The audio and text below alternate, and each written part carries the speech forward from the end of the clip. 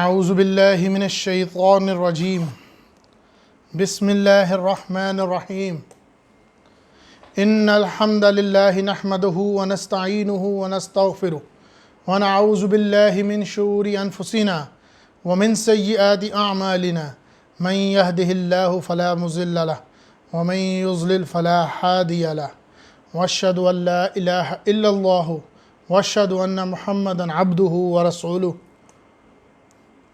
بسم اللہ الرحمن الرحیم رب اشرح لی صدری ویسر لی امری واحلل عقدۃ من لسانی یفقہوا قولی بسم اللہ الرحمن الرحیم ان اللہ وملائکتہ یصلون علی النبی یا ایہا الذین آمنوا صلوا علیہ وسلموا تسلیما اللہم صلی علی محمد وعلی آلہ محمد کما صلیت علی ابراہیم وعلى آلہ ابراہیم انک حمید مجید اللہم بارک علی محمد وعلى آلہ محمد کما بارکت علی ابراہیم وعلى آلہ ابراہیم انک حمید مجید ربنا آتنا فی الدنیا حسنۃ وفی الآخرۃ حسنۃ وقنا عذاب النار لا الہ الا انت سبحانک انی کنت من الظالمین اما بعد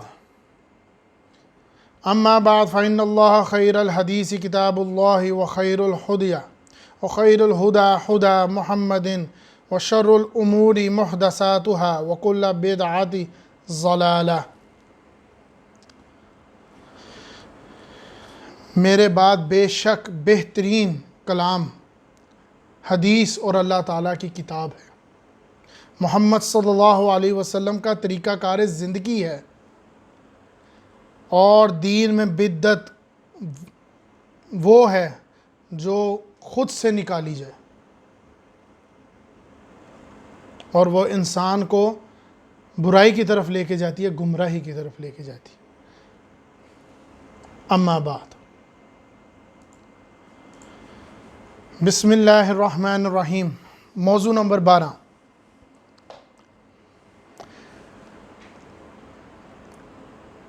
اس موضوع کا سب سے پہلے میں ایک بات واضح کر دوں،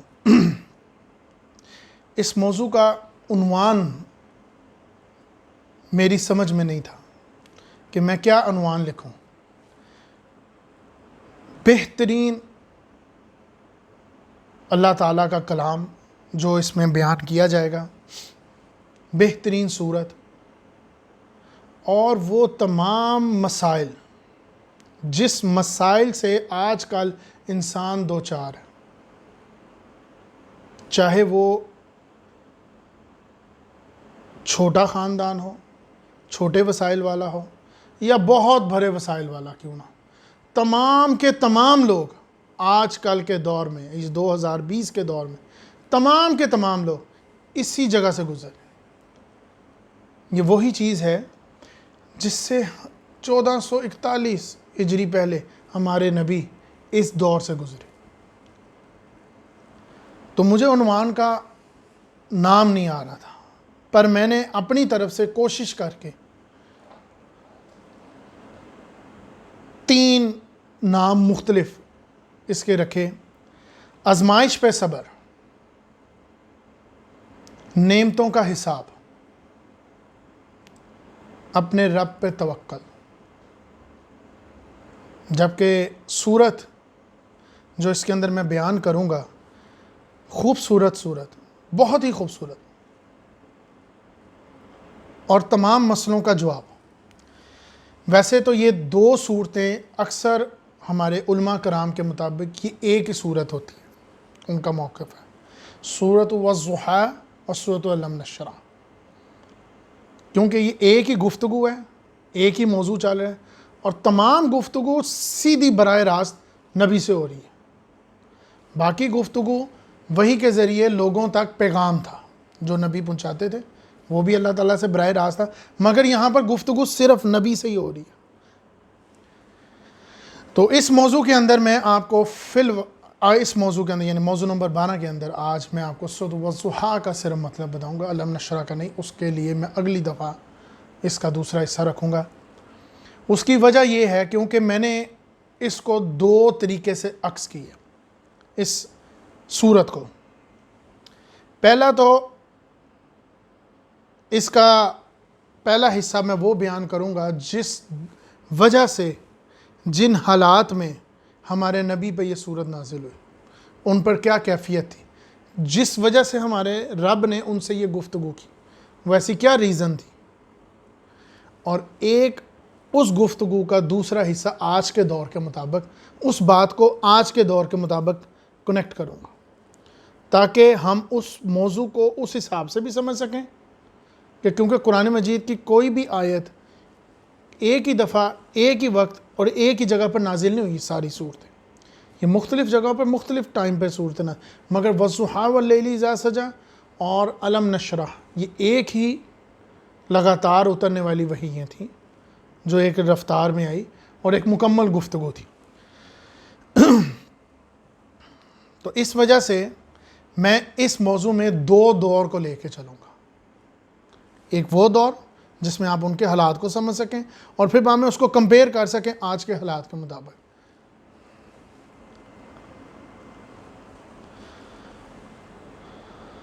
اور اگر ان آیات کو آج کے دور کے مطابق اگر میں بیان کروں گا تو یہ لگے گا جیسے کہ یہ اللہ تعالیٰ نے ہم لوگوں کو آج کے دور کے لیے ہی یہ بات کی گئی تھی۔ اس سے ایک بات تو واضح ہو جائے گی کہ یہ دلیل واضح ہو گئی ہمارے رب کی، ہمارے نبی کی، کہ یہ قرآن مجید مکمل کامل کتاب ہے ہر دور کے ہر انسان کے لیے۔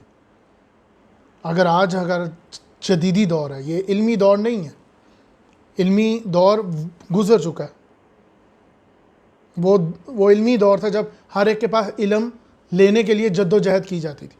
آج علم کے لیے جد و جہد نہیں ہوتی، کیونکہ آج یوٹیوب، فون، ان جیسی کئی آسائشیں ہمارے پاس ہیں، نالج بہت جلدی آسانی ہم تک پہنچ جاتی۔ تو یہ جدید دور ہے، علمی دور نہیں ہے۔ پر اس جدید دور کے اندر بھی یا اس کے بعد بھی جو وقت آئے گا، یہ آیات بدلیں گی نہیں اور انہی لوگوں کو ہدایت دی جائے گی، کیونکہ یہ بات میں نے آج اسی وجہ سے واضح کرنا ہے کہ انسان چاہے چاند پہ چلا جائے یا چاند سے بھی آگے چلا جائے، اس کی نالج پہلے آسمان تک ہی مکمل ہو جائے۔ ویسے تو ممکن نہیں ہے، پر وہاں تک بھی اگر وہ ممکن کر لے، آج تو بندے کے پیٹ، عورت کے پیٹ میں بچہ ہوتا ہے تو الٹرا ساؤنڈ سے پتہ کر لیتے ہیں کہ اس کے اندر کیا ہے کیا ہے۔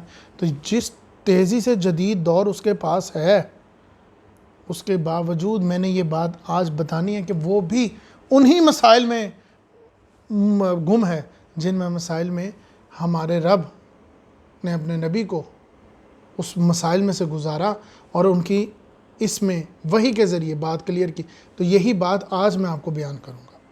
اس وجہ سے یہ دو دور لے کے میں آپ کو چلوں گا تاکہ آپ کو موضوع بہت آسانی سے سمجھ آ سکے۔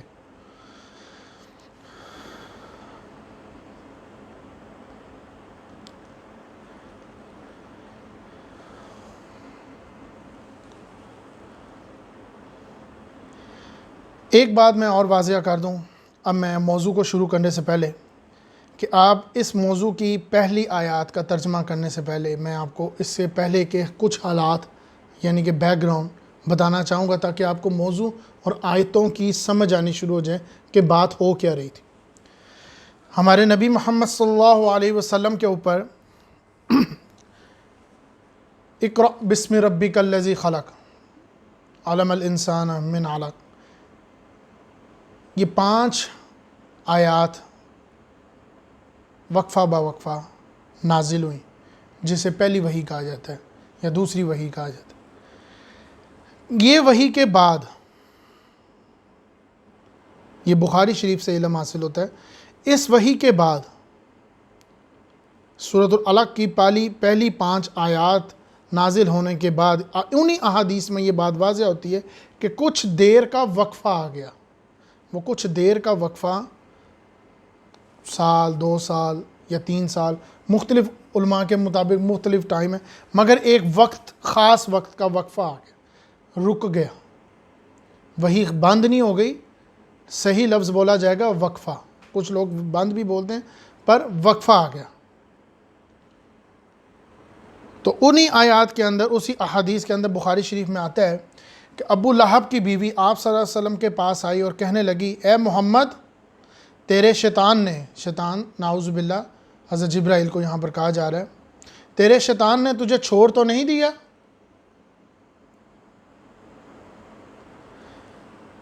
یہ اسی احادیث میں آ رہا ہے، کیونکہ ایک وقفہ آ گیا تھا، وحی کا سلسلہ جاری نہیں رہا، بند ہو گیا، اسی وجہ سے لوگوں نے مختلف باتیں کسنی شروع کر دی۔ لوگ جادوگر، جیسے کہ ہم سنتے ہیں کہ ان کو جادوگر، نعوذ باللہ ان کو مجنو، یا اس طرح کے کئی ناموں سے پکارنا شروع کر دیا، تو یہ ان کے مسئلے مسائل شروع ہو گئے۔ اور اسی بات کو آگے اس صورت میں اللہ تعالیٰ اپنے نبی کو تسلی دے رہے ہیں، اپنے نبی کو بڑی خوبصورت طریقے سے تسلی دے رہے ہیں کہ انہوں نے ان کو چھوڑا نہیں تھا، کیونکہ جب وقفہ ختم ہو گیا۔ اور اگر اسی موضوع کو، اگر اسی گفتگو کو، اسی نظریے کو اگر آج کے دور کے مطابق دیکھوں، تو جس طرح انسان کے پہلے کام چلتے آ رہے تھے، بنتے آ رہے تھے، اس کو لگتا تھا ہر کام میرا ہو رہا ہے، میرا کام بن رہا ہے، تو اس کو لگتا تھا ٹھیک ہے، میرے رب کے ساتھ میرا تعلق قائم ہے، رحمت اس کی چل رہی ہے اور میں اس کی رحمت میں ہوں۔ اور جیسے ہی اس کے اوپر یہ مسائل پیدا ہوئے، چاہے وہ وبا کی شکل میں تھا، چاہے وہ بیماری کی شکل میں تھا، یا کسی بھی قسم کی پریشانی کی شکل میں، اس کے اوپر جب یہ وبا یا پریشانی، تو اس کے جب یہ مسائل بڑھے، تو اس کو یوں محسوس ہونے لگا کہ اللہ تعالیٰ نے اس کو کہیں چھوڑ دیا، وہ نا امیدی کے گندھیروں میں چلا گیا۔ اور سب سے دکھ کی بات، کچھ لوگ تو دوسروں کو خود دھکیل دیتے ہیں، یہاں تک کہ وہ اپنے اوپر اور عذاب پکا کر لیتے ہیں۔ مجھے لگتا ہے تیری قسمت ہی خراب ہے، یہ دن ہی خراب ہے، یہ وقت ہی خراب ہے، یہ اس نے نظر لگا دی، یہ اس نے کچھ کہہ دیا، یہ اس نے کچھ بول، اس طرح وہ دوسروں کے اوپر تو نقصان کر رہے ہیں، اپنے بھی عذاب بڑھا رہے ہیں۔ اور وہ شخص نا امیدی میں گم ہو گیا، کیونکہ اس کو لگتا تھا میرے کام ہو رہے ہیں، جیسے کہ انسان تندرست ہے اور اس کو لگتا ہے کہ میرے سارے کام ٹھیک ہیں اور میرے کام ہو رہے ہیں، میں جس کام میں ہاتھ ڈال رہا ہوں سونا بنتا جا رہا ہے۔ اور ایک وقت آتا ہے جب اللہ تعالیٰ اس کو آزماتا ہے۔ پہلے تو میں یہاں دو باتیں کلیئر کر دوں، آزمائش اور عذاب۔ عذاب ٹلتا نہیں، جب حکم ہو گیا تو عذاب آ گیا، جیسے قوموں پہ آیا، جیسے کہ کئی پچھلی قوموں پہ عذاب نازل ہوئے۔ آزمائش وہ ہوتی ہے جس میں آپ کسی پریشانی میں مبتلا ہوتے ہیں اور پھر اللہ تعالیٰ اس میں سے نکال لیتا ہے، یہ آزمائش۔ اور اس آزمائش میں سب سے مشکل کام صبر، نا امیدی نہیں چھوڑنی، اپنے منہ سے شرکیہ الفاظ نہیں نکالنے۔ اللہ تعالیٰ نے چھوڑ دیا، پتہ نہیں کیا وبا ہے۔ اگر کوئی مسئلہ پڑتا ہے تو ہمیں کیا کرنا چاہیے، یہ بھی اس موضوع میں بتایا جائے گا، اسی صورت میں نے پھر وہی بات بتائی، یہ چاہے 1441 ہجری پہلے محمد صلی اللہ علیہ وسلم اور اللہ تعالیٰ کی گفتگو تھی جو ان کو بتائی جا رہی تھی، براہ راست اس میں بات ہو رہی ہے۔ پر اگر اس کو آج کے دور کے مطابق لیں تو ہمارے ساتھ بھی وہی معاملہ پیش آ رہا ہے کہ پتہ نہیں کیا ہو گیا، سب کچھ ختم ہو گیا، کیا یہ ٹھیک نہیں ہونا؟ اس سے پہلے کی بات کریں تو کچھ لوگ تو اس طرح کی بے وقوفانہ گفتگو کرتے ہیں کہ ان کو اپنے الفاظوں پہ اپنا غور ہی نہیں ہے، ان کے اپنی زبان پہ ان کا گرفت ہی نہیں ہے، ان کو نہیں لگتا کہ اس سے کوئی خاص فرق پڑے گا، اس وجہ سے وہ شرکیہ الفاظ بھی بول دیتے ہیں اور دوسرے ان کو روکتے نہیں ہیں۔ میں نے پھر بتایا، دوسرے اس لیے نہیں روکتے کیونکہ وہ خود بھی نا امیدی کے اندھیرے میں ہے، وہ دوسرے کو کیا روکیں۔ یہی کام ہمارے نبی کے جو ارد گرد کے اس ٹائم کے لوگ تھے وہ یہی کہتے تھے، یہ مجنون ہے، یہ اس کو کیا ہو گیا، یہ کیسی باتیں کر رہے ہیں، اب کہاں گیا اس کا رب، اب اس کے رب نے اس کو کیا چھوڑ دیا، یا رب ناراض ہو۔ وہ کیفیت ہمارے نبی محمد صلی اللہ علیہ وسلم پر یہ کیفیت تھی کہ ان کو لگتا تھا کہ مجھ سے کوئی ناراضگی ہو گئی، مجھ سے کام کوئی غلط سر انجام ہو گیا، اس وجہ سے وہ اپنے رب کی طرف اور پہلے سے زیادہ متوجہ ہو گئے، ان کے لیے اور جستجو میں پڑ گئے۔ جس طرح ہر انسان کی خوراک ہوتی ہے، ہمارے نبی کی وحی یعنی کہ قرآن مجید کا نزول اور اللہ تعالیٰ سے گفتگو، یہ ان کی خوراک تھی۔ تو جب ان کی وہ جستجو کے اندر تھوڑی دیر کا وقفہ آیا تو وہ اس طرف اور بھاگ گئے کہ کہاں چلا گئے، میں اور ڈھونڈوں۔ پر ان کو یہ بھی ڈر تھا کہ کہیں ناراضگی تو نہیں ہو گئی۔ یہی کیفیت ہمارے ساتھ آج ہو رہی ہے کہ ہم یہ سوچتے ہیں کہ جیسے ہمارے کام پہلے ہو رہے تھے اب کیوں نہیں ہو رہے۔ تو اسی دوران اسی وقت ان حالات کے مطابق یہ صورت نازل ہوئی. جو اس کے بعد وہی نازل ہوئی ان میں یہ وہی تھی. سورۃ الضحیٰ والضحیٰ واللیل اذا سجا، اے پیغمبر قسم ہے چڑھتے دن کی روشن کی اور رات جب پردہ ڈال دیتی ہے. یعنی کہ دن کی روشنی کی قسم اور رات جب اندھیرا چھا جاتا ہے. یہاں پر میں سب سے پہلے یہ بات واضح کر دوں، یہاں پر یہ رات اور دن کا ذکر اس لیے کیا گیا ہے، دن جب کہ پورا چہل پہل روشن جوش و خروش والا، اور رات سکون خاموش اور اندھیری، جبکہ یہ دونوں چیزیں ایک دوسرے کے برعکس ہیں. مگر برعکس ہونے کی وجہ سے ان کی اہمیت میں کمی نہیں آتی، ان کی اہمیت اور بڑھ جاتی ہے. جیسے کہ ایک انسان جب پورا دن محنت کر کے سوچتا ہے کہ رات ہوگی میں آرام کروں گا اور صبح اٹھ کے پھر اپنا کام کروں گا، تو رات اس کی صرف تھکاوٹ نہیں اتارتی، وہ اس کو اگلے دن کے لیے اور لڑنے کی، محنت کرنے کی، جد و جہد کرنے کی اور طاقت دیتی ہے. تو اس وجہ سے ہر انسان سوچتا ٹھیک ہے یار کتنی دیر اور کام کروں گا، ایک وقت آئے گا جب میں تھکاوٹ، تو وہ اس کو اپنی رات کا انتظار ہوتا ہے. اور اسی طرح رات کو سونے کے بعد وہ صبح کی تیاری کرتا ہے. تو یہ دونوں چیزوں کی اہمیت اسی وجہ سے بڑھ جاتی ہے، کیونکہ اگر دونوں دن ہوتے تو پھر تو کچھ بھی نہ کر پاتا، اور دونوں راتیں ہوتی تب بھی نہ کچھ کر پاتا.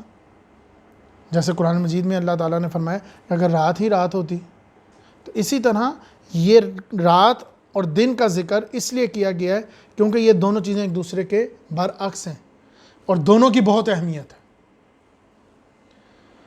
مگر کچھ علماء کے مطابق جو بہت مختلف تشریح بھی کرتے ہیں، ان کا بھی یہ کہنا ہے کہ والضحیٰ یہ چہرہ نبی محمد صلی اللہ علیہ وسلم کا روشن چہرہ بھی لیا گیا ہے، مگر ایسا کچھ نہیں ہے. جو عالم مفتین اور جو تشریح کرنے والے احادیث بخاری شریف سے اس طرح کا کوئی اس میں ذکر نہیں ہے. تو یہ دن کا ذکر ہے، روشن دن، اپنا چہل پہل والا، جوش و خروش والا، اور رات جب ڈھل جاتی ہے، اندھیرا چھا جاتا ہے. تو اے پیغمبر قسم ہے دن کی روشن کی اور رات کی.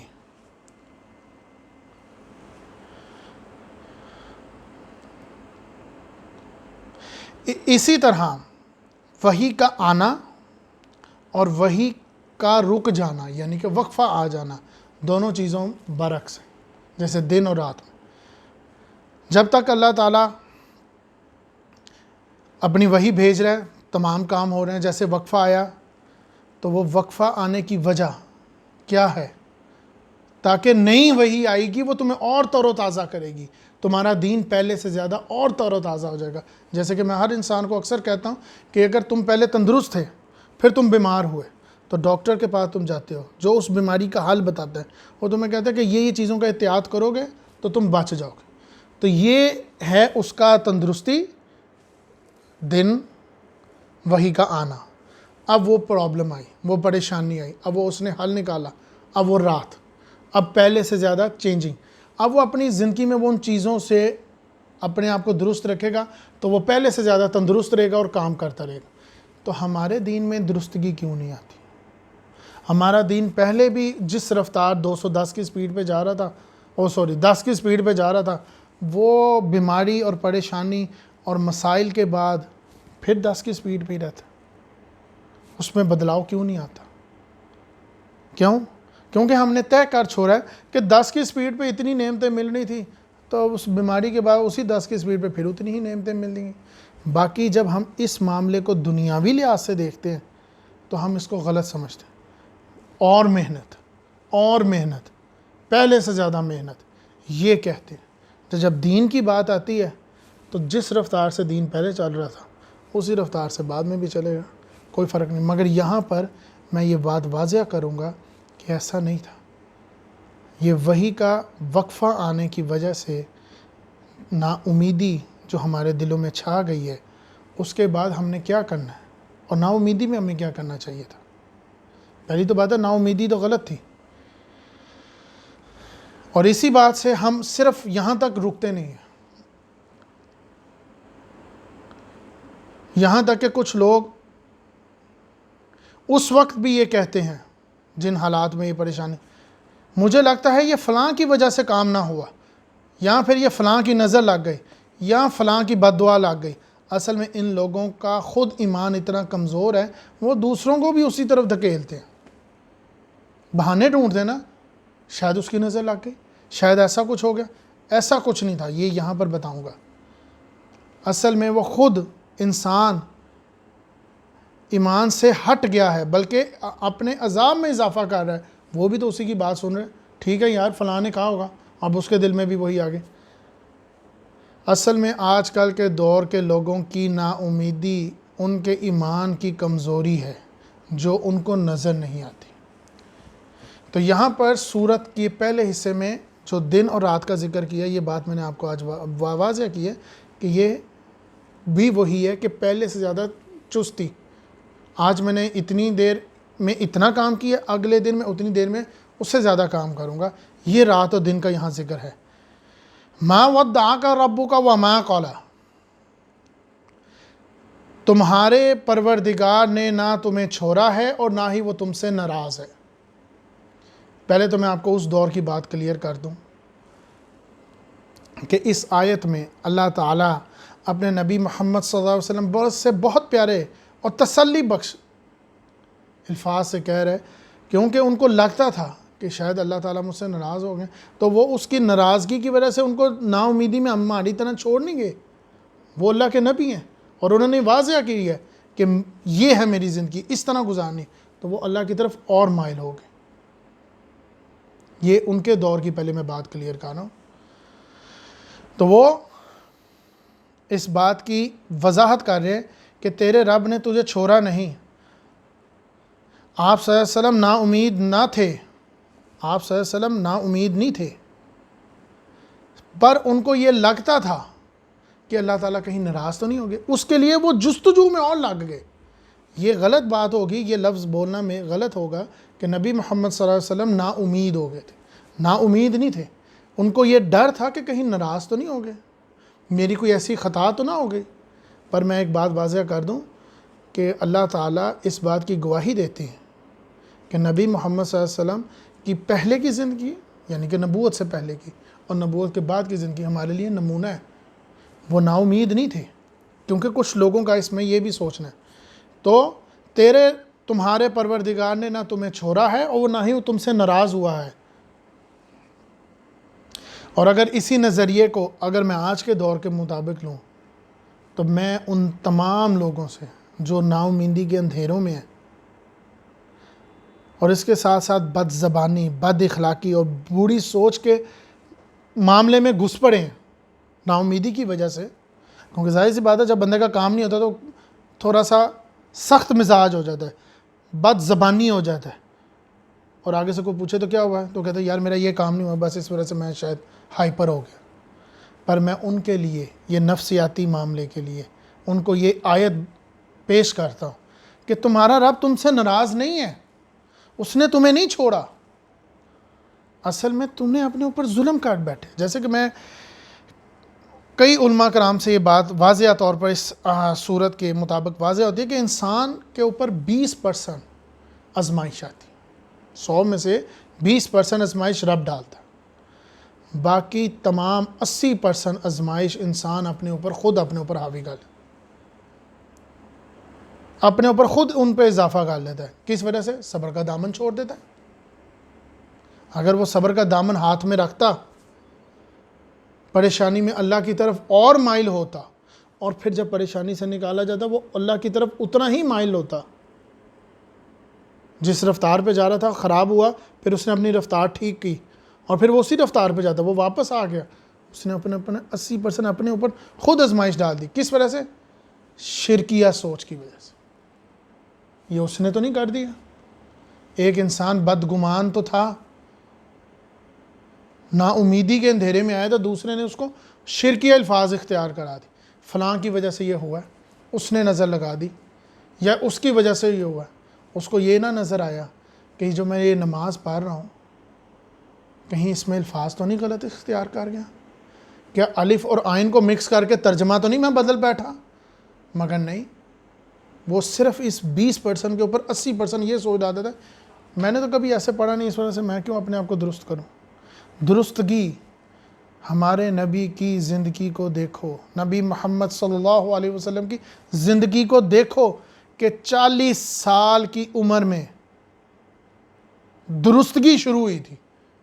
درستگی دین میں، تلفظ بہترین اور بہترین کے اوپر ایک، اور ان کے ساتھ جو صحابہ تھے وہ تو نبی نہ تھے، وہ تو عام انسان تھے نا، تو انہوں نے بھی اپنے آپ کو درستگی کی۔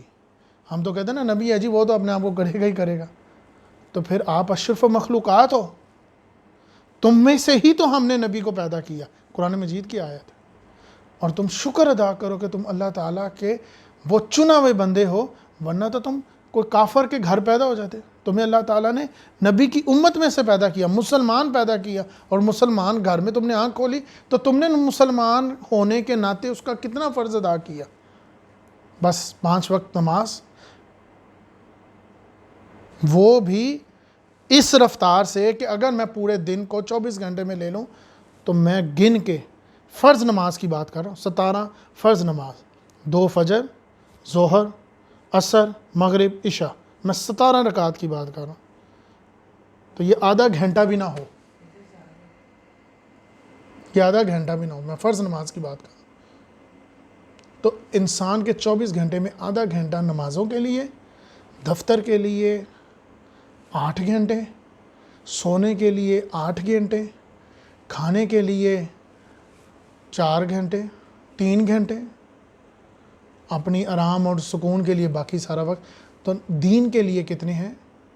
وہ آدھا گھنٹہ نہیں ہے دین کے لیے، وہ صرف فرض ادا کر رہے، دین کی درستگی نہیں کر رہے، بس جو کہہ دیا وہ پڑھ لیا۔ آج بھی 80 سال کے بندے ہوں گے، ان سے پوچھ لو کتنی صورتیں یاد کی ہیں، 8 بھی نہ آتی ہوں گی، 4 کل آ جائیں گے تو 2 اور صورتیں آ جائیں گی۔ تو انسان نے اپنے اوپر 80% پریشانیاں خود ڈالی۔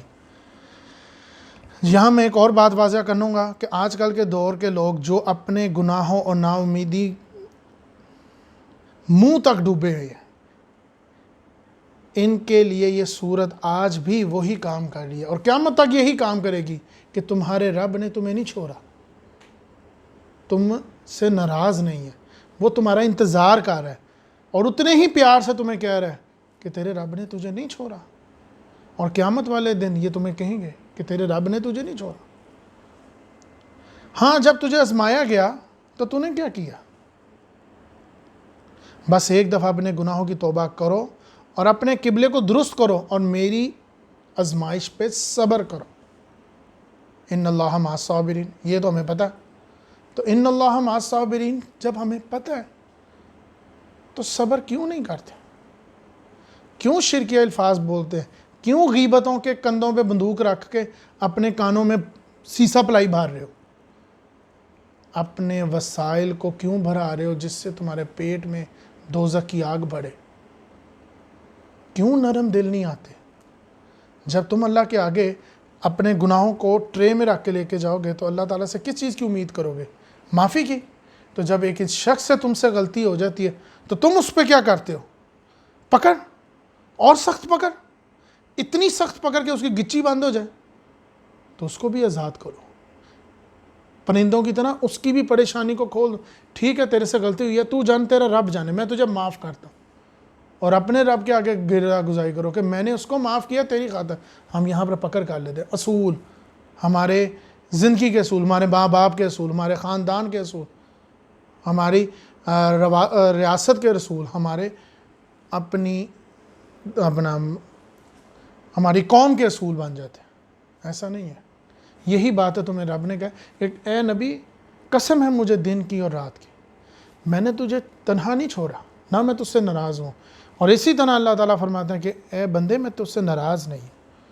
وَلَلْآخِرَةُ خَيْرٌ لَكَ مِنَ الْأُولَى، اور یقیناً آنے والے حالات آپ کے لیے پہلے حالات سے بہتر ہوں گے۔ اس سے بڑی کیا گواہی ہے؟ یہ گفتگو آپ کے لیے نہیں لگ رہی کہ تیرے رب نے تجھے نہیں چھوڑا، وہ تجھ سے ناراض نہیں ہے، یقیناً تیرے آنے والے حالات پچھلے حالات سے بہتر ہوں گے۔ پہلے تو میں یہاں پر آپ کو نبی کے دور سے ریلیٹڈ، نبی سے ریلیٹڈ یہ بات کلیئر کر دوں کہ اس کے اندر اللہ تعالیٰ کیا بات فرما رہے تھے۔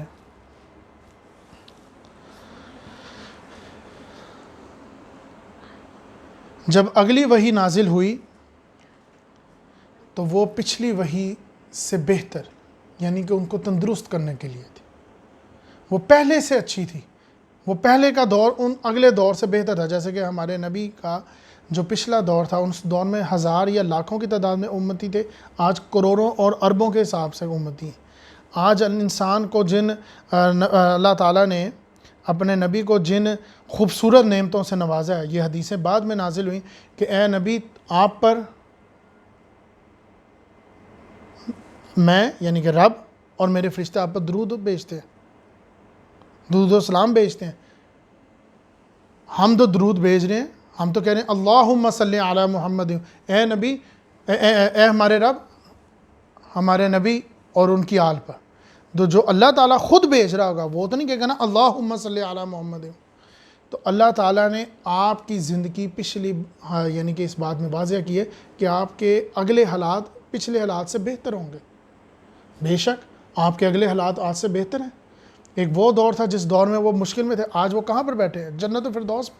اور اللہ تعالیٰ ان کو قیامت والے دن کیا دیں گے؟ مہمان خصوصی ہوں گے، انہی کے ہاتھوں سے جنت کا دروازہ کھلے گا، مقام محمود پہ ان کو فائز کیا جائے گا، یعنی کہ ان کے اگلے حالات پچھلے حالات سے بہتر ہوں گے۔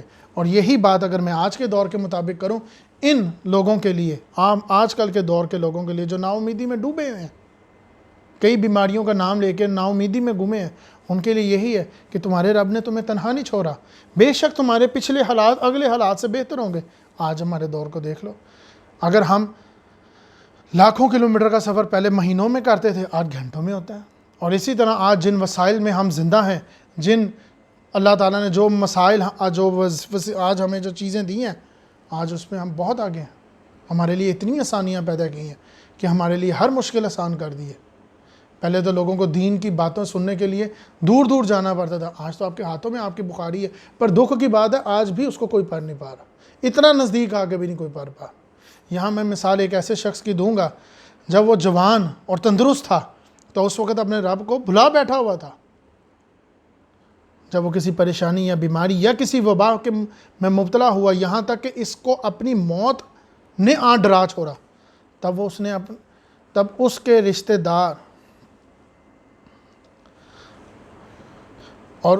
دار اس کے ہاں، اور وہ خود جب وہ بیماری میں تھا تو اس کے ہاں یوں پیش ہوتے تھے جیسے آج کے بعد اس قبلے کو کبھی نہیں چھوڑیں گے۔ تو جیسے ہی اللہ تعالیٰ کی طرف سے یہ آزمائش آئی اور جیسی وہ آزمائش ہٹی تو واپس انہی اندھیروں میں چلے گئے۔ پر ہمارے نبی نے یہ نہ کیا، انہوں نے اپنے حالات کو درست، وہی پہلے سے زیادہ جد و جہد کی، اور نا امیدی اور شرکی میں ہم گھس جاتے ہیں، بری سوچ میں گھس جاتے ہیں،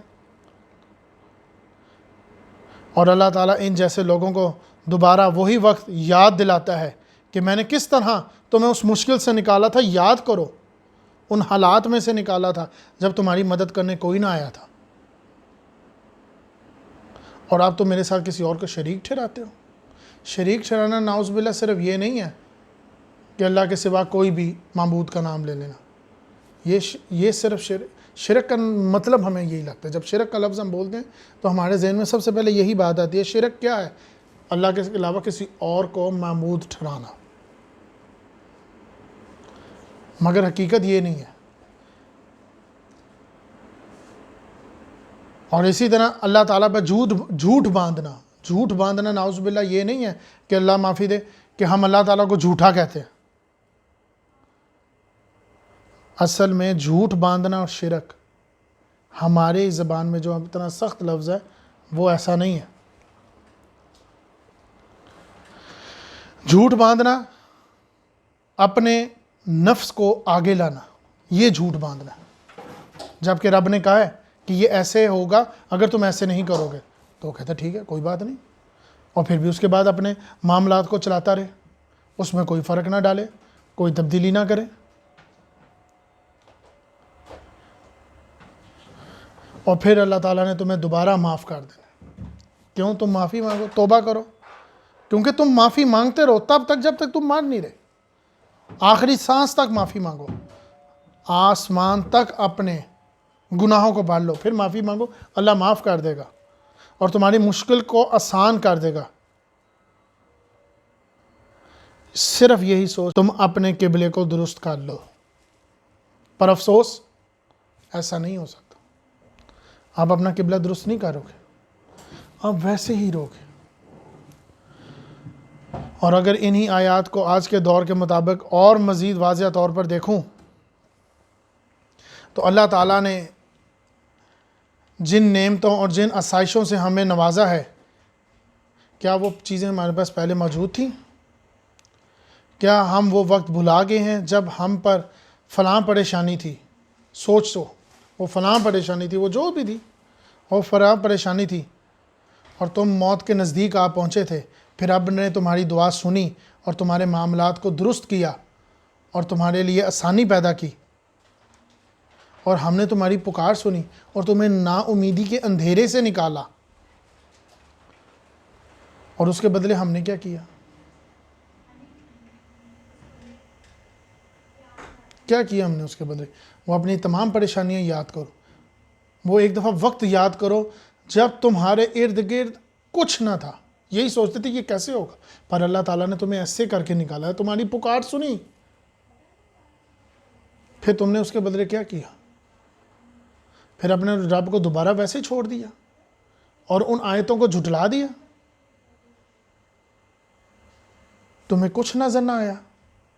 آج تمہیں اللہ تعالیٰ نے جس مقام پہ کھڑا کیا ہوا ہے، کیا وہ تمہیں اس مقام سے دوبارہ نیچے نہیں لا سکتا؟ پر اس نے تجھے وہاں قائم رکھا ہوا ہے، پر آپ نے کیا کیا؟ ہم نے یہی تو کام ہے، اسی وجہ سے یہ آیت، یہ صورت اسی وجہ سے تو بیان ہو رہی ہے کہ تمہارے رب نے تمہیں اکیلا نہیں چھوڑا، وہ تجھ سے ناراض نہیں ہے، اس نے تیرے آنے والے حالات کو بہتر کر دیا پچھلے حالات کے مطابق۔ کیا یہ بات دلیل نہیں ہے؟ تو پھر ہم نے کیا کیا؟ میں نے تو پہلے وہ کہا 20 کی سپیڈ سے ہم جا رہے تھے، ہم 20 کی سپیڈ سے ہی اب جا رہے ہیں۔ ہم نے اپنے دین کو درست نہ کیا، اس میں بدعتیں ڈالی، چینجنگ کی اپنی آسانی کے لیے، نعوذ باللہ، جیسے ہم نے یہ دین خود لکھا ہے اپنی آسانی کے لیے، اللہ کی آسانی کے لیے نہیں۔ بے شک وَلَسَوْفَ يُعْطِيكَ رَبُّكَ فَتَرْضَىٰ، اور بے شک قریب ہے کہ تمہارا رب تمہیں اتنا دے گا کہ تم راضی ہو جاؤ گے۔ کیا یہ موضوع تمہارے لیے نہیں لگتا؟ کیا یہ قرآن کی آیات لگ نہیں رہی کہ جیسے کہ ایک شخص نا امیدی میں گم تھا، ایک شخص جو رب کو بلا بیٹھا تھا، اس کے لیے نہیں لگتی؟ مگر اللہ تعالیٰ نے یہاں پر اپنے نبی کو جو بات بیان کرنے کے لیے، پہلے میں وہ موضوع بیان کر دوں، یعنی کہ وہ دور بیان کر دوں کہ بے شک تمہارا رب، اے نبی بے شک تمہارا رب، نہایت پیارے طریقے سے کہہ رہا ہے کہ بے شک تمہارا رب تمہیں اتنا دے گا کہ تم راضی ہو جاؤ گے۔ ہم جب کہ یہ سوچتے ہیں کہ اللہ تعالیٰ ہم سے راضی ہو جائے، اور یہاں پر اللہ تعالیٰ اپنے نبی کو کیا کہہ رہے ہیں کہ میں تجھے اتنا دوں گا کہ تو راضی ہو جائے گا، کہ تو راضی ہو گیا۔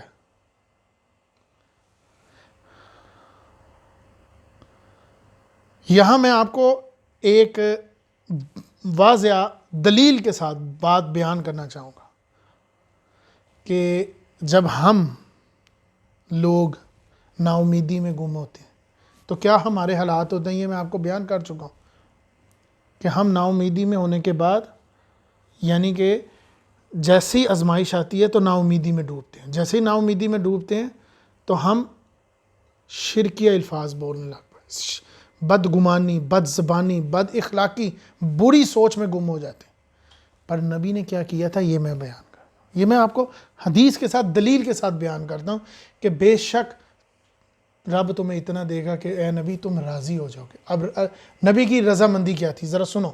حدیث مسلم 499، بہت مشہور حدیث ہے اور سننے والی ہے۔ حضرت عبداللہ بن عمر بن عاص رضی اللہ عنہ سے روایت ہے کہ نبی صلی اللہ علیہ وسلم نے ابراہیم علیہ السلام کے ایک دن، اس سے پہلے، یعنی کہ یہ حدیث کا میں نے کچھ حصہ میں نے نہیں، کہ نبی محمد صلی اللہ علیہ وسلم اللہ کی بارگاہ میں کھڑے تھے اور روئے جا رہے تھے، روئے جا رہے تھے، روئے جا رہے تھے، حتیٰ کہ پاؤں سوج گئے اور بھر گئے۔ بے شک رب جانتا تھا کہ کیوں رو رہے ہیں، پر اللہ تعالیٰ نے یہ واضح کرنے کے لیے، بیان کرنے کے لیے آپ کو کہ دیکھو، تم اپنے آپ کو دیکھو کہ تمہاری رضامندی کیا ہے۔ اب میں تمہیں بتا دوں تمہارے نبی کی کیا رضامندی تھی، مثال بنانی ہے نا ان کی، تو یہ تھے وہ مثالی بندے، یہ تھے وہ شخص، یہ تھے وہ اللہ کے نبی جنہوں نے مثال قائم کی کہ وہ روئی جا رہے ہیں۔ تو جبرائیل علیہ السلام کو بھیجا، جاؤ پوچھو نبی محمد صلی اللہ علیہ وسلم کیا چاہتے ہیں، کیوں اتنا رو رہے ہیں۔ اللہ جانتا ہے، پر وہ پھر پوچھتے ہیں کہ اللہ تعالیٰ آپ سے پوچھتے ہیں کہ آپ کیوں رو رہے ہو۔ تو آگے سے رسول صلی اللہ علیہ وسلم نے سورۃ الابراہیم آیت نمبر 36 کی تلاوت کی، جس کا میں آپ کو ترجمہ صرف سنانا چاہوں گا۔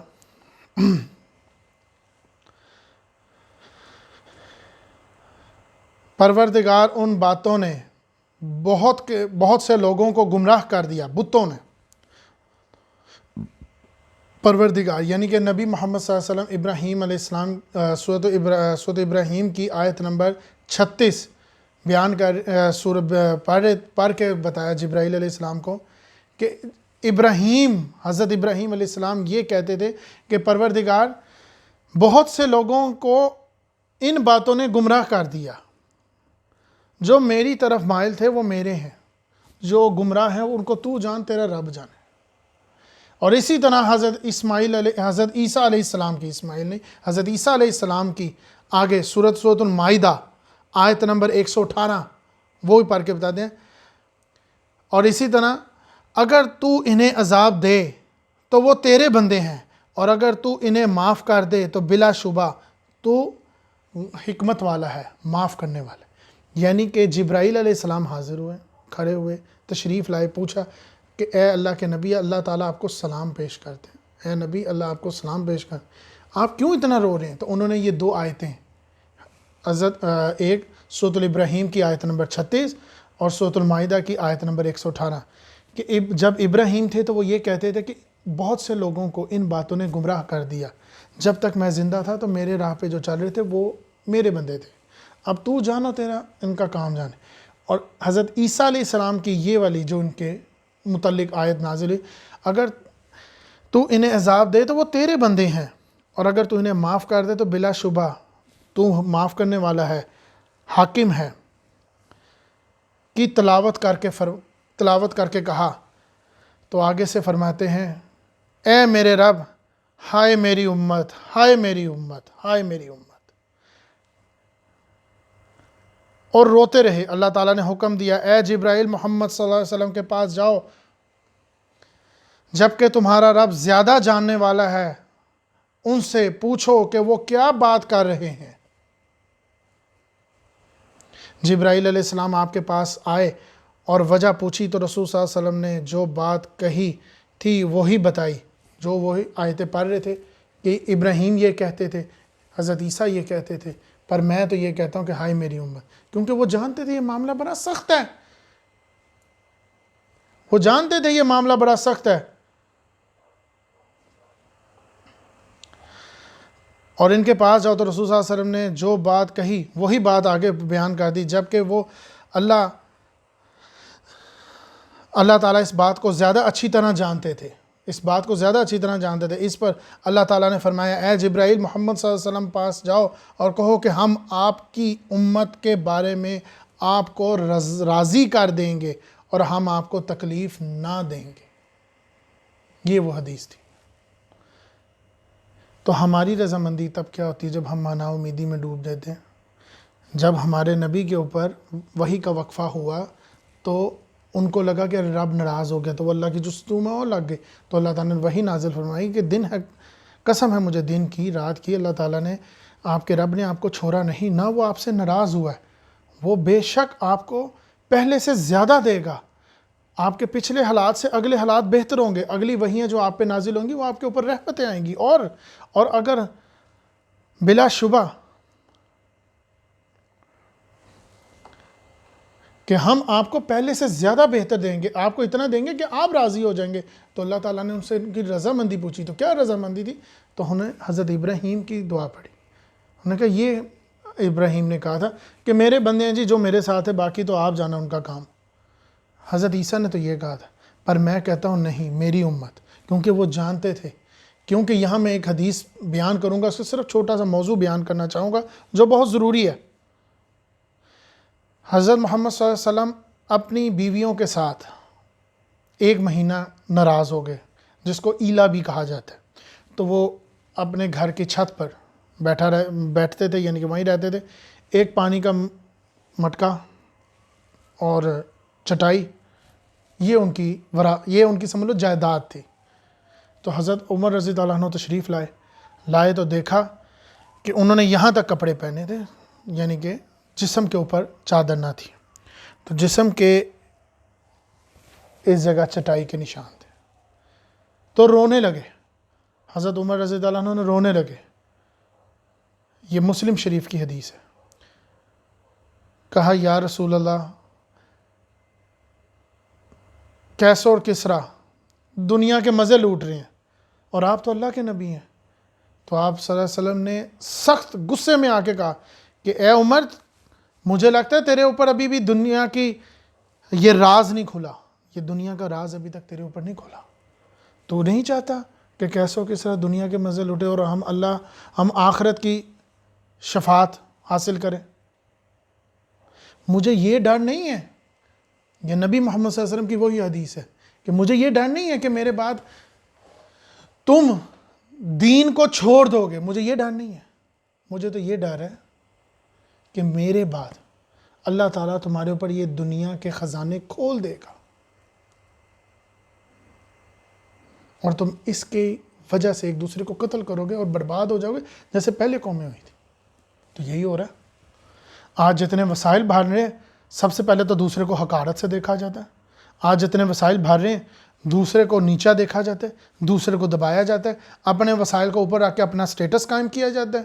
سٹیٹس انسان کا اس کے لباس، اس کے رہنے سے نہیں آتا، سٹیٹس اس کی زبان سے آتا ہے، اس کے اخلاق سے پتہ لگتا ہے کہ وہ بندے کو خریدنے آئے کہ سامان خریدنے آئے۔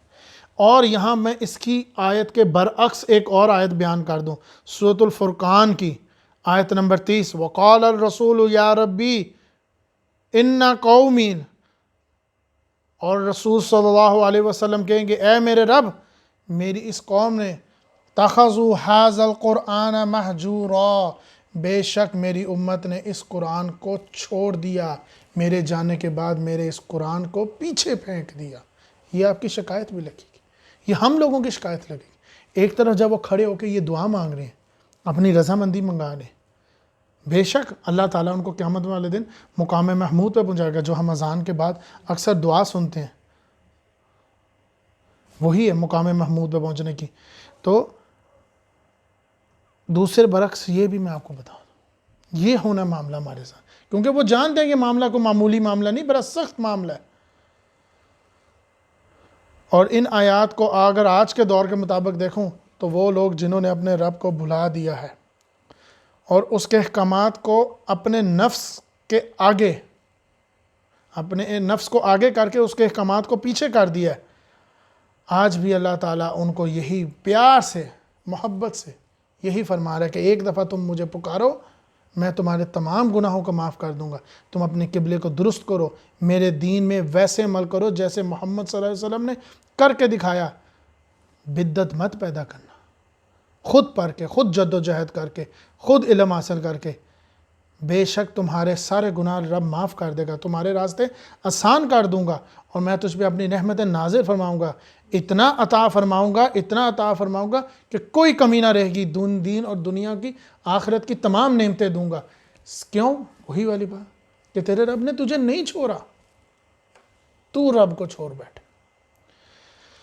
الم یجدک یتیما فآویٰ، اب اللہ تعالیٰ آپ کو وہ نعمتیں یاد کراتا ہے۔ کون کون سی؟ سورۃ الرحمن میں تو بڑی نعمتیں بڑی بڑی ہیں، پر یہاں پر اللہ تعالیٰ اپنے نبی کو سب سے پہلی نعمت یاد کراتا ہے ان کی، کیونکہ براہ راست گفتگو نبی سے ہو رہی ہے کہ کیا الم یجدک، کیا اللہ تعالیٰ نے یتیما فآویٰ، آپ کو یتیم نہ پایا اور آپ کا ٹھکانہ نہ بنایا؟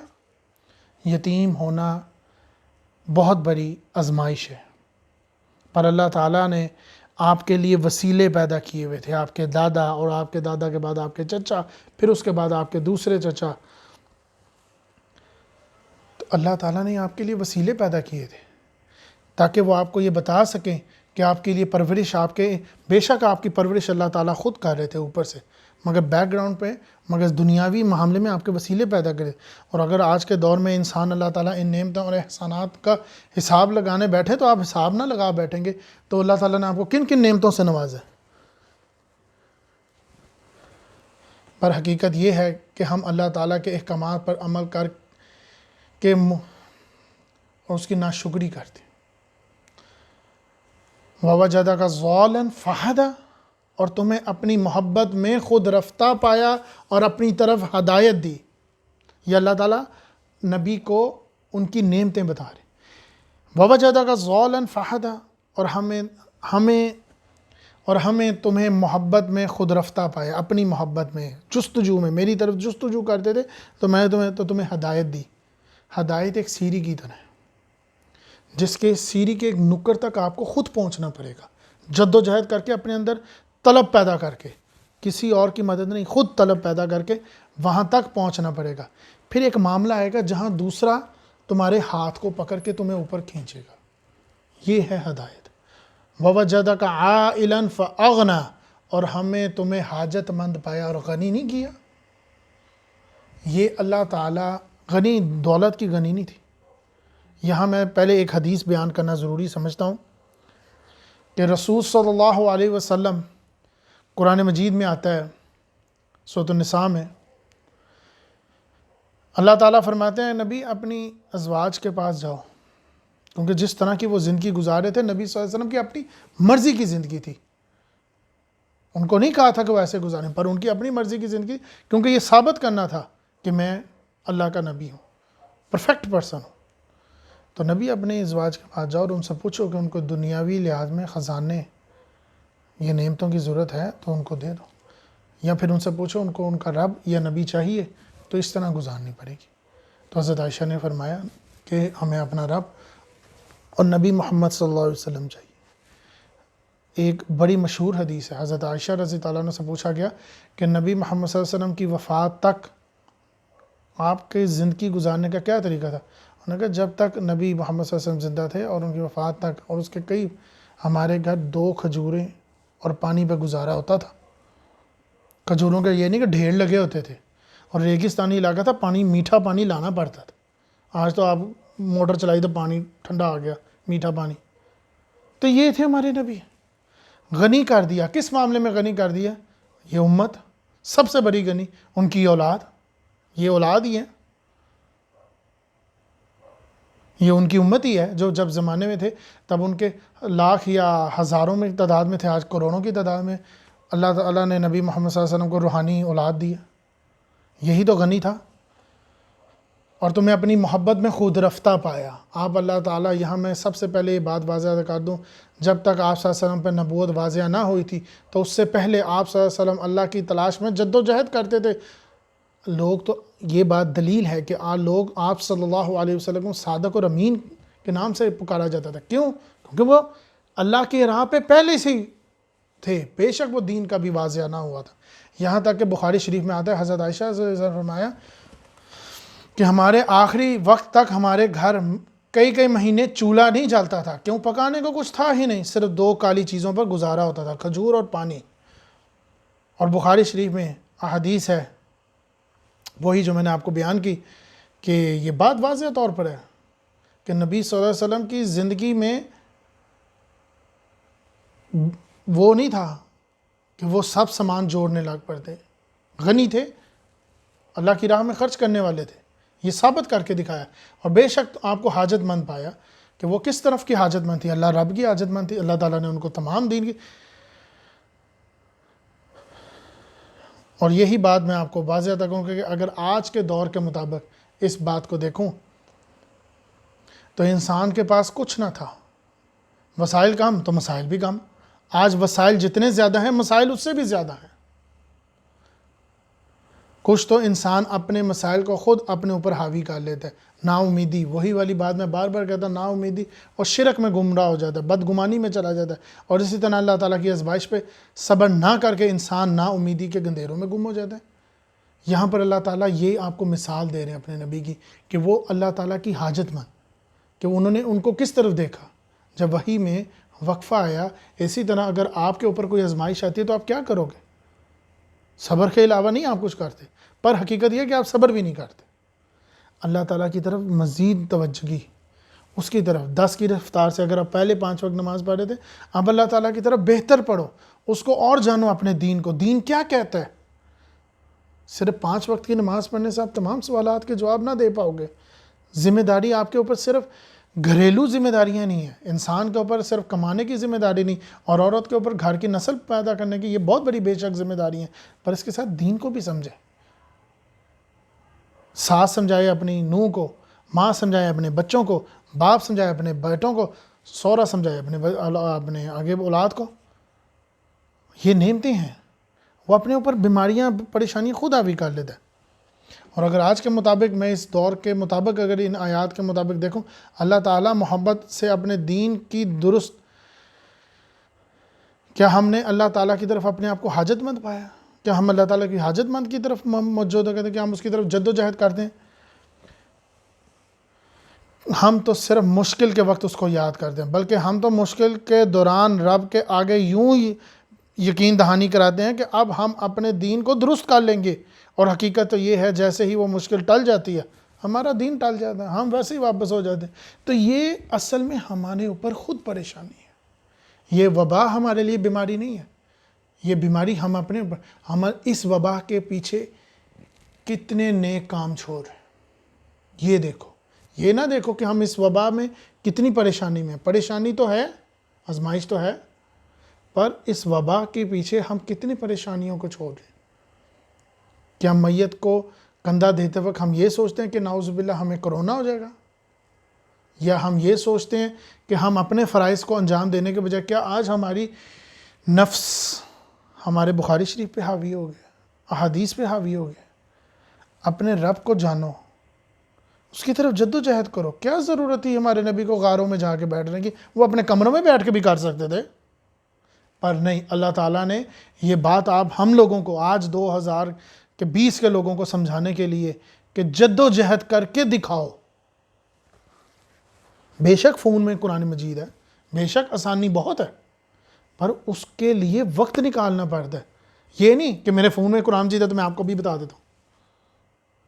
آپ ریسرچر اچھے ہو، آپ ریسرچ بہت اچھی کر لیتے ہو، پر آپ کا دین درست نہیں۔ آپ دنیاوی معاملے میں بے شک لوگوں کے آگے بہت بڑے مالدار ہو، مگر حقیقت یہ ہے کہ آپ اپنے دین میں خالی ہو۔ حدیثیں یاد کرنا، میں یہی سوچتا ہوں، حدیث یاد کرنا کوئی بات نہیں ہے۔ نالج، دین کی نالج بہت ہے جی، فلاں کیا تھے، وہ کون تھے، کئی صحابہ کا نام لینا، یہ بات، کیا آپ کا تلفظ ٹھیک ہے؟ اعوذ باللہ من الشیطان الرجیم پڑھتے ہو کہ اعوذ باللہ من الشیطان الرجیم پڑھتے ہو؟ رب اشرح لی ہم کیوں پڑھتے ہیں؟ اے اللہ ہماری زبان کو گرہ کھول دے۔ کس چیز کی گرہ؟ وہ گرہ نہیں لگی ہوئی، کوئی گانڈ نہیں بجی، گرہ کس چیز کی گرہ؟ کہ لوگ ہماری بات کو سن سکیں، پر آپ حق بات کرو گے نا تو سنے گا کون؟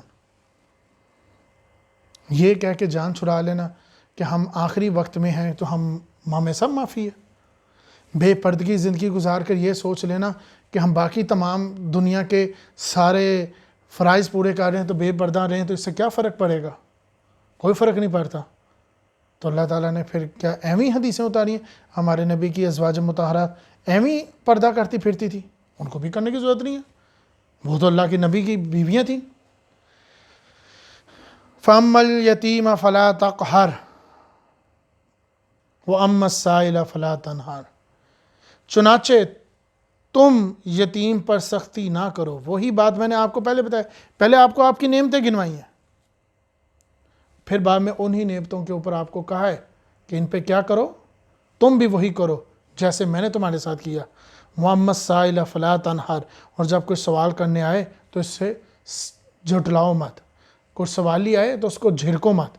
سوالی مانگنے والے کو صرف نہ کہا جاتا، یہاں میں دو باتیں واضح کر دوں. جن وسائل سے اللہ تعالیٰ نے آج آپ کو مالدار کیا ہے، جب کوئی شخص ان پریشانی میں مبتلا ہو تو ان پہ سختی مت کرنا، ان کو معاف کر دو. غلطی کس سے نہیں ہوتی؟ کیا حضرت نوح سے نہ ہوئی؟ کیا ہمارے کئی صحابہ سے نہ ہوئی؟ کیا حضرت عمر رضی تعالیٰ عنہ اور نعوذ باللہ حضرت محمد صلی اللہ علیہ وسلم کو قتل کا ارادہ نہ رکھتے تھے؟ کیا یہ پریشانیاں ان کو نہ جھیلنی پڑیں؟ کیا صحابہ کرام نے، احادیث بخاری شریف میں آتا ہے کہ اے نبی اللہ تعالیٰ کی طرف سے مدد کب آئے گی؟ جو آپ کہتے تھے مدد کب آئے گی، تو نبی محمد صلی اللہ علیہ وسلم نے یہ نہیں کہا کہ اچھا ابھی آئے گی. انہوں نے کہا تم کس چیز کا گمان کرتے ہو؟ اس سے پہلے تم ہمارے نبیوں پر کتنا ظلم ہوا. تو اپنے آپ کو نرم رکھو، اپنے دین کو سمجھو، اپنے دین کی درستگی کرو، اپنے دین کی درستگی کرو. تو اسی طرح جب کوئی یتیم آئے، کوئی یتیم آئے تو اس کے ساتھ اس کی محبت کرنا، اس کے ساتھ شفقت پیش آنا، اس کا حق نہ کھا جانا جو آج کل ہو رہا ہے. اپنی ذمہ داریوں سے بھاگنا. اور اگر تم سے دین کے متعلق سوال پوچھا جائے، یہ ہے سوالی. سوالی صرف مانگنے والا نہیں ہوتا. آج کل کے دور میں ہم صرف مانگنے والے کو سوالی سمجھتے ہیں. کیا ہمیں اپنے بہن بھائی نظر نہیں آتے دین میں سوالی؟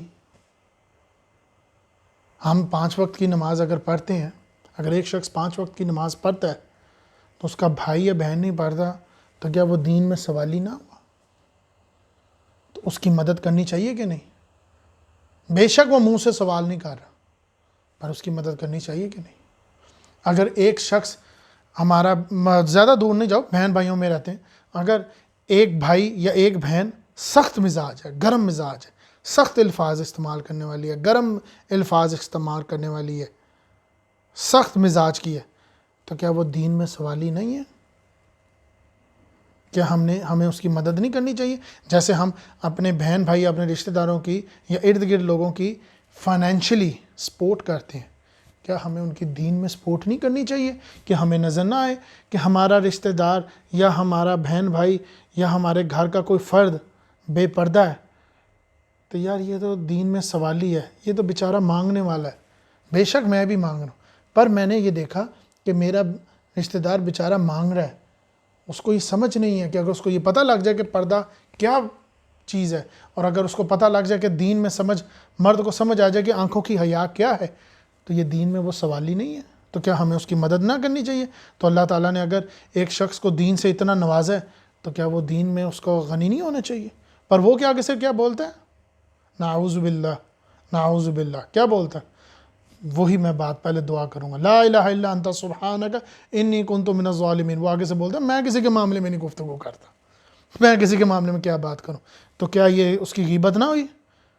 کیا یہ منافقت نہ ہوئی کہ رب سے تو لے لینا، آگے نہ دینا؟ رب کے آگے کہنا اے میرے رب سارا کچھ تو ہی میرا مسئلے حل کر دے، اور یہی میرے مسئلے میرے دین میں سمجھ دے دے. اور رب نے جب دین میں سمجھ دی، ہدایت دی، عقل دی، علم دیا، تو وہ علم اپنے ہی جیب میں ڈال کے بیٹھ گئے اور ایسے کر کے بیٹھ جانا. تو کیا یہ منافقت نہ ہوئی؟ بے شک جو دین تمہیں دیا تم آگے پہنچاؤ. وَالْعَصْرِ إِنَّ الْإِنسَانَ لَفِي خُسْرٍ. بے شک انسان خسارے میں ہے، اور بے شک انسان خسارے میں. سورۃ توبہ کی 24 نمبر آیت. خسارے میں ہے انسان جب تک وہ تمام معاملات میں سب سے زیادہ نبی کو آگے نہ سمجھے. ہم نبی کو آگے نہیں سمجھتے. آج ہمیں ہماری دولت، ہماری بیوی، ہمارا پیسہ، ہماری بچے، ہماری اولاد، خامند، یہی شکلیں، رشتہ دار، عزت، پروٹوکول، یہی تو آگے ہے ہمارے. یہ غلط ہے. تو یہ وَأَمَّا السَّائِلَ فَلَا تَنْهَرْ. جب تم کسی سائل کو، سوال کرنے والے کو دین میں دیکھو تو اس کو بھر کے دین بھر کے دو، ٹرے بھر بھر کے اس کو دین کا دو. جس طرح ہم لوگوں کو کھانا ڈالتے وقت کئی جو خیرات کرنے والے ہیں وہ یہ سوچتے ہیں بہت اچھی بات ہے کہ اس کو اور دو، یہ جب تک رضامند نہیں ہوتا اس کو اور دو. تو دوسرے کہتے ہیں جی باقی بھی لائن ہی چل گئے، نہیں جی یار میں جب تک یہ راضی نہیں ہوگا میں دوں گا. تو دیکھو وہ تو بیچارے پھٹے ہوئے کپڑوں میں ہیں، وہ نظر تو نہیں آ رہے پھٹے ہوئے کپڑے، پر وہ مانگ رہے ہیں، دین کے حالت میں خالی بیٹھے ہیں، کٹورے ویلے پڑے ہیں، تو تمہارے پاس تو دین کا بھنڈار پڑا ہے، تو ان کو بٹھاؤ، ان کے لیے کھانے کا بندوبست کرو، تاکہ وہ کسی بہانے تو تمہاری بات سنیں اور ان دین میں ان کی بات کرو۔ وَتَوَاصَوْا بِالْحَقِّ وَتَوَاصَوْا بِالْحَقِّ وَتَوَاصَوْا بِالْحَقِّ، حق کی بات آ کے کرو اور ان کے کٹورے بھرو، ان کو بتاؤ کہ دین میں درستگی نہیں تو پتر کچھ نہیں۔ یہ نا امیدی جو آج ہم وبا کی شکل میں اپنے اوپر لا کے بیٹھے ہیں، یہ نا امیدی ہماری، یہی تو ہماری بیماری ہے کہ ہم سنتے تو ہیں کئی فون کے کئی ذریعے، کئی سوشل میڈیا کے ذریعے دین کے بارے میں، پر حقیقت یہ ہے کہ ہم دین کو سمجھ ہی نہ پائے کہ وَالْعَصْرِ إِنَّ الْإِنسَانَ کیا کہتا ہے، وَأَمَّا السَّائِلَ فَلَا تَنْهَرْ کیا کہتے ہیں۔ مگر حقیقت تو یہ ہے کہ ہم یہ کہہ کر اپنی جان چھڑا لیتے ہیں کہ ہم کسی کے معاملے میں کیوں بولیں، بلکہ ہم تو دوسرے کو کہتے ہیں کہ تم اپنے کام سے کام رکھو بھائی، ہمارے کام میں دخل اندازی نہ کرو۔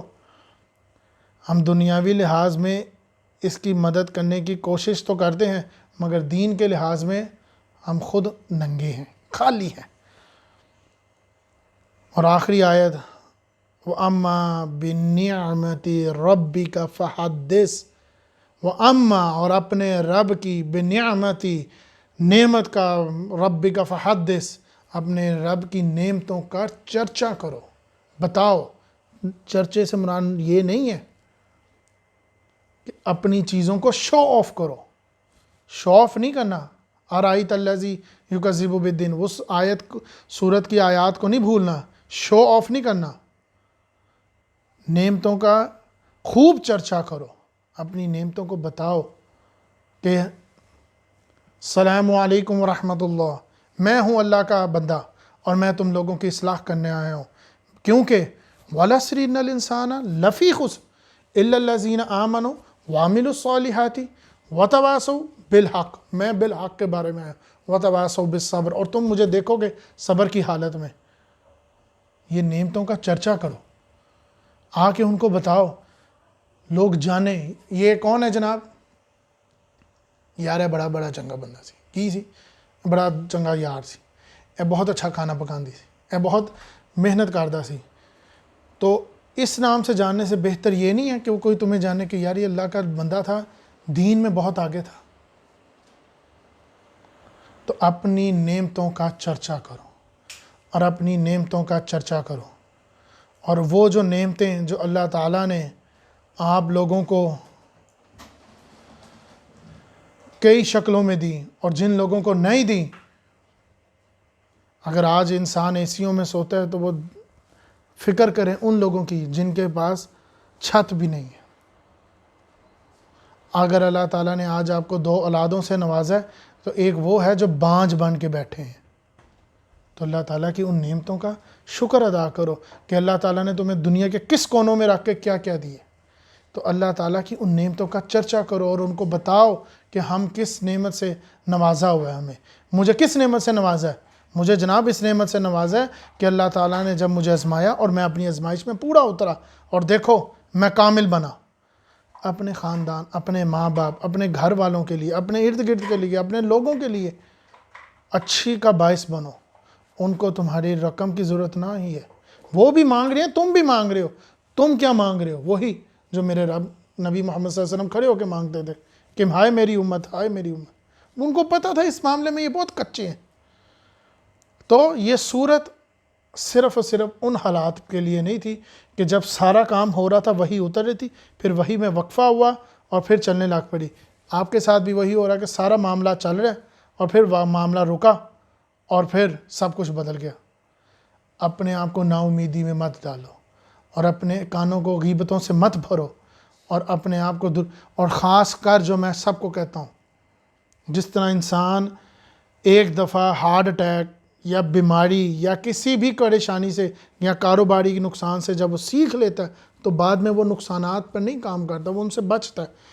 اپنی بھی رفتار بدلو، اپنے دین کو درست کرو، اپنی نماز کو درست کرو، ویسے ہی جیسے تمہارے نبی نے پڑھی، خود پڑھو، لوگوں کی باتیں مت سنو، مجھے نہ سنو، اس کو نہ سنو، کسی کو نہ سنو، خود جاؤ نکالو قرآن مجید نکالو، والضحیٰ واللیل اذا سجا، یہ بخاری شریف نکالو، خود پڑھو، کسی کو مت سوچو۔ کیوں؟ اللہ تعالیٰ نے آج تمہیں محتاج نہیں رکھا ہوا، تم با علم نہیں ہو، تم علم رکھتے ہو دنیاوی لحاظ سے، پر دین کے لحاظ سے علم کے لیے وہاں سے ہاں اصلاح اس میں کیسے اپنے آپ کو بہتر کیا جائے، اس کے لیے آپ اپنے عالم دین کو سنو، وہ آپ کو اچھی تشریح کر کے دیں گے۔ تو بے شک اللہ تعالیٰ، سب تعریف اللہ تعالیٰ کے لیے ہے جو تمام جہانوں کے پالنے والا ہے، بہرا مہربان، نہایت رحم والا ہے، بدلے کے دن، قیامت کے دن کا مالک ہے، اور میں گواہی دیتا ہوں کہ اللہ کے سوا کوئی معبود نہیں، وہ اکیلا ہے اور اس کا کوئی شریک نہیں۔ صلی اللہ علیہ وسلم اللہ کے بندے ہیں اور رسول ہیں، اللہ کے سوا کوئی معبود نہیں، اللہ تعالیٰ تمام عیبوں سے پاک ہے، بے شک میں ہی قصوروار ہوں، میں ہی قصوروار ہوں۔ لا الہ الا انت سبحانک انی کنت من الظالمین۔ اللہم اجرنا من النار، اللہم اجرنا من النار۔ جو بات میں نے حق بات میں نے بیان کی، اللہ تعالیٰ اس کو سمجھنے اور اس پہ عمل کرنے کی توفیق عطا فرمائے۔ جو بات میرے منہ سے انجانے میں غلطی سے نکل گئی، اللہ تعالیٰ اس کو معاف فرمائے، اور اللہ تعالیٰ ہمیں اس نا امیدی سے نکالے اور شرکیہ الفاظ میں کنٹرول کرنے کی، خاص کر زبان پر کنٹرول کرنے کی توفیق عطا فرمائے، اور ہمیں اپنے دین کو درست کرنے کی، اپ ڈیٹ کرنے کی توفیق عطا فرمائے۔ السلام علیکم ورحمۃ اللہ وبرکاتہ۔